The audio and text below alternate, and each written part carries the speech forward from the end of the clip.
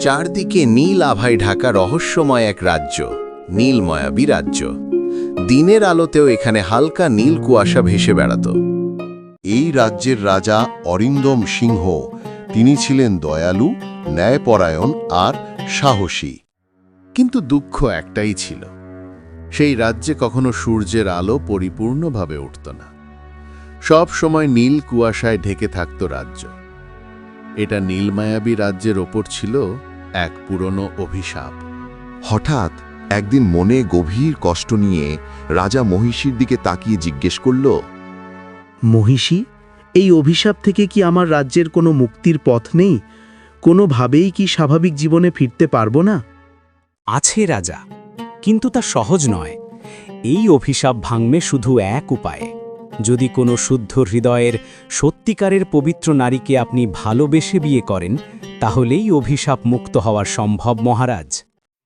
রাজা বিস্ময়ে তাকিয়ে রইল আর ভাবতে থাকল যে কোথায় আমি সেই শুদ্ধ হৃদয় আর সত্যিকারের পবিত্র নারীকে খুঁজে পাব। তারপর থেকেই প্রতিদিন রাত হলেই রাজা প্রাসাদের ছাদে দাঁড়িয়ে চাঁদ দেখতেন আর মনে মনে ভাবতেন, কোথায় আছে আমার সেই রানী? কোথায় লুকিয়ে আছে সে? আর কোথায় বা খুঁজে পাবো তাকে? তারপর রাজা চাঁদে হঠাৎ এক অদ্ভুত প্রতিচ্ছবি দেখতে পেলেন। তিনি দেখলেন চাঁদের মধ্যে হঠাৎ ভেসে উঠেছে এক মায়াবী রহস্যময় মেয়ে।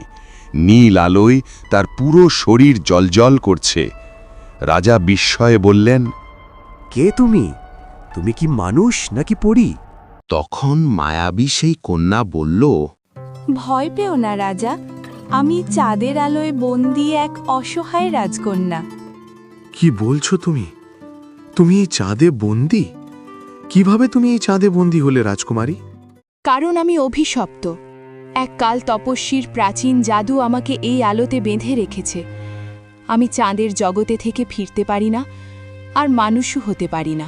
সেই দিন তারা সারা রাত গল্প করল। আর এরপর প্রতিদিন রাত হলেই রাজকন্যার সাথে কথা বলতে রাজা ব্যাকুল হয়ে থাকত। এবং রাজকন্যা যখনই চাঁদে দৃশ্যমান হতো, তারা যেন একে অন্যকে চোখে হারাত। আর রাজকন্যা ছিল বুদ্ধিমতী, দয়ালু আর কোমল হৃদয়ের একটি মেয়ে। রাজার ধীরে ধীরে রাজকন্যাকে দেখে মনে এক অদ্ভুত মায়ার আর ভালোবাসা জন্ম নিতে শুরু করল। তারপর রাজা একদিন জিজ্ঞেস করল, রাজকন্যা, এই মায়াময় জাদু থেকে তোমাকে কি কোনোভাবেই মুক্ত করা সম্ভব নয়? সম্ভব রাজা, কিন্তু সেটা অনেক দুর্গম আর কঠিন। সে এক গহীন জঙ্গল। সেই জঙ্গলের মাঝে আছে এক জাদুকরী গাছ। সেই গাছে আছে একটি পবিত্র ফুল। যেই ফুল সংগ্রহ করে আমার এই চাঁদের আলোর সামনের ছায়ায় ধরতে পারবে, সেই ভাঙতে পারবে অভিশাপ। কিন্তু ওই অরণ্যে ভয়ঙ্কর ছায়া, বন্য জন্তু আর জাদুর ফাঁদ। সাধারণ মানুষ তো দূরের কথা, কোনো সৈন্যরাও সেখানে যায় না। তুমি কোনো চিন্তা করো না রাজকুমারী। উপায় যখন আছে, সে শত কঠিন আর দুর্গম পথই হোক না কেন, আমি সেই পবিত্র ফুল উদ্ধার করে তোমাকে মুক্ত করবই। রাজা ছিল অনেক সাহসী। এসব কথার কোনো তোয়াক্কা না করেই তিনি মনে ধীর পণ করে নিলেন যে সে পরবর্তী প্রহরেই সেই পবিত্র ফুলের উদ্দেশ্যে রওনা হবেন। প্রহর আগমনের সাথে সাথেই রাজা তৈরি হয়ে গেল সেই পবিত্র ফুলের উদ্দেশ্যে রওনা হতে। কিন্তু যাত্রাপথে মহিষী বারবার তাকে অনুরোধ করল, মহারাজ, যাবেন না, সেই জঙ্গল খুবই ভয়ঙ্কর। কিন্তু রাজা থামলেন না। কোনো কথা না শুনে এগিয়ে চলল তার বিশ্বস্ত ঘোড়া মেঘরাজের কাছে। আর তার প্রিয় মেঘরাজকে নিয়ে অজানা বিপদের পথে দৃঢ় পায়ে এগিয়ে চললেন তিনি। সেই অরণ্য ছিল বন্য প্রাণীতে ভরা। চারদিকে শুধু অচেনা শব্দের আতঙ্ক। ঘন কুয়াশায় ঢাকা সেই বন যেন মৃত্যুর ছায়ায় মোড়া এক ভয়ঙ্কর জগৎ। রাজা অরণ্যে ঢুকতেই চারপাশ অন্ধকার হয়ে গেল। ঘুরতে ঘুরতে রাজার গলা শুকিয়ে এলো। তৃষ্ণায় বুকটা কেমন ছটফট করতে লাগল। তাই তিনি ঘোড়া থেকে নেমে চারদিকে তাকালেন। বললেন, কোথাও যদি একটু পানির সন্ধান পাওয়া যেত তাহলে ভীষণ ভালো লাগতো। যাই, একটু এগিয়ে দেখি। এই বলে রাজা হাঁটতে শুরু করল। কিন্তু রাজা জানত না ওই জঙ্গল ছিল এক রহস্যময় মায়ার রাজ্য, যেখানে সামনে এগোলে আর আগের জায়গায় ফিরে যাওয়া যায় না। পানির খোঁজে ঘুরতে ঘুরতে মনের অজান্তেই তিনি কোথায় চলে গেলেন নিজেও বুঝতে পারলেন না।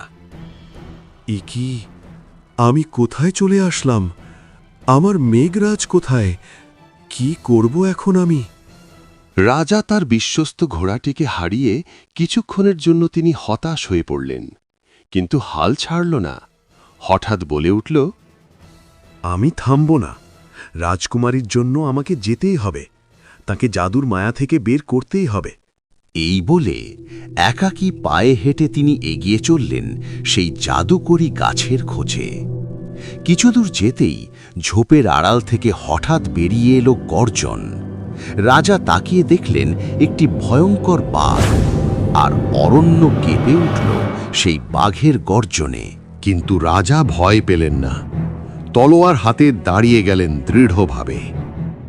রাজা তার সাহস আর শক্তি দিয়ে বাঘটিকে তলোয়ার দিয়ে আঘাত করল, আর সাথে সাথে বাঘটি লুটিয়ে পড়ল মাটিতে।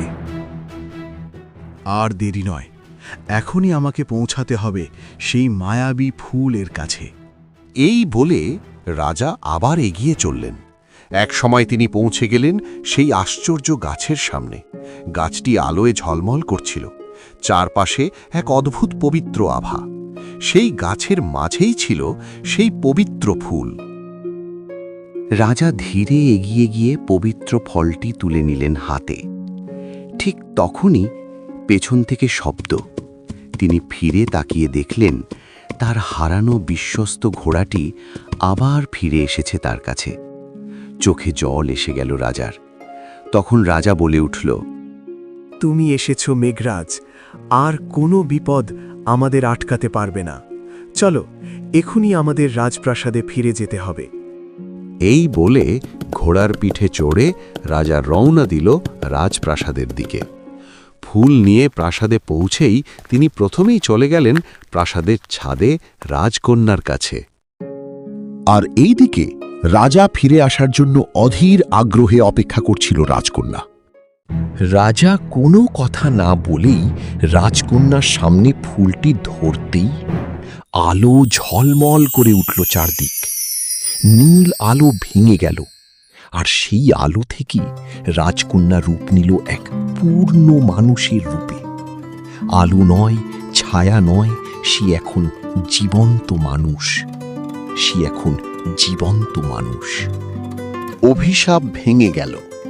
অভিশাপ থেকে মুক্তি পেয়ে রাজকন্যা বলে উঠল, আমি অভিশাপ থেকে মুক্তি পেয়েছি। এই সব কিছু সম্ভব হয়েছে শুধু তোমার জন্যে রাজা। তারপর তারা একে অন্যকে পাশাপাশি পেয়ে ভীষণ খুশি হয়ে গেল। পবিত্র ভালোবাসা জয় হল, আর তাই অভিশপ্ত নীল বন ও তার অভিশাপ থেকে মুক্তি পেয়ে চকচকে সোনালি রোদ উদয় হল।